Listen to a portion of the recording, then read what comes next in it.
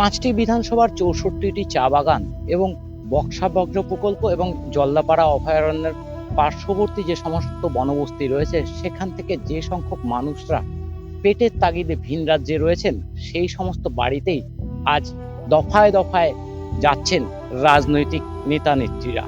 আলিপুরদুয়ারের চা বলয়ে শ্রমিক পরিবারগুলির মধ্যে কেউ কাজের সন্ধানে গিয়েছেন বেঙ্গালুরুতে, কেউ বা গিয়েছেন রাজস্থানে। দুয়ারে ভোট। আগামী 23শে এপ্রিল প্রথম দফার ভোটের আগে ভিন রাজ্যে কাজে যাওয়ায় শ্রমিকদের ফেরাতে মরিয়া সমস্ত রাজনৈতিক দলগুলি। ইতিমধ্যে তাদের সঙ্গে দলগুলির পক্ষ থেকে করা হয়েছে যোগাযোগ। গাঁটের টাকা খরচ করে পরিযায়ী শ্রমিকরা ফিরছেন বলে স্বীকার করে নিয়েছেন পরিবারের সদস্যরা।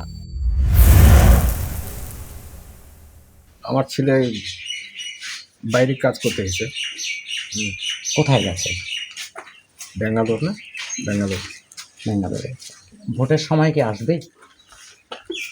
ওকে বলছে আসবি বলে। আচ্ছা, এই যে যাওয়া আসা, এটা একটা খরচা না, অনেক বড় খরচা না ভোটের সময়? সে তো খরচা হবেই। ছেলের বাবা গেছিল, চলে আসছে ভোট দেওয়ার জন্য। এখন ছেলে আছে, ছেলেও আসবে ভোট দিতে। তো খরচা দিয়ে তো আসতেই লাগবে, ভোটটা দিতেই হবে। ভোটের জন্য পরিযায়ী শ্রমিকদের সঙ্গে যোগাযোগের কথা কার্যত স্বীকার করে নিয়েছে তৃণমূল ও বিজেপি। ভোটের অধিকার তো সবারই আছে, যার ভোটের নাম আছে অবভিয়াসলি ওরা ভোটটা দিবে। আমাদের সাথে যারা কন্ট্যাক্ট করতেছে ওদের সাথে আমরা এটাই বলতেছি, আসো, যদি কোনো অসুবিধা হয় দলের সাথে কমিউনিকেট করো, এবং সর্বোপরি সবাই কন্ট্যাক্ট তো করতেছে। নিশ্চিতভাবে আজকে শ্রমিকরা বাইরে কাজ করার জন্য যাচ্ছেন পরিযায়ী, তার জন্য যদি কেউ দায়ী থাকে তাহলে বর্তমান শাসক দল দায়ী আছে।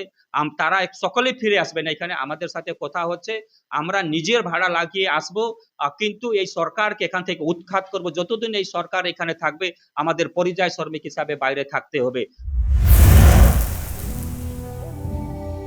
আলিপুরদুয়ারে 5টি বিধানসভা এলাকা জুড়ে রয়েছে 64টি চা বাগান, রয়েছে 50টি জনবসতি গ্রাম ও ছোট জনপদ। এই সব এলাকা থেকে প্রায় 6 থেকে 7 হাজার রয়েছে পরিযায়ী শ্রমিক। এখন দেখার, এই যে পরিযায়ী শ্রমিকরা যারা ফিরবে, তাদের অভিমুখ কোন শিবিরে থাকে। আলিপুরদুয়ার থেকে স্বপ্নাশিস চক্রবর্তীর রিপোর্ট, নিউজ টাইম।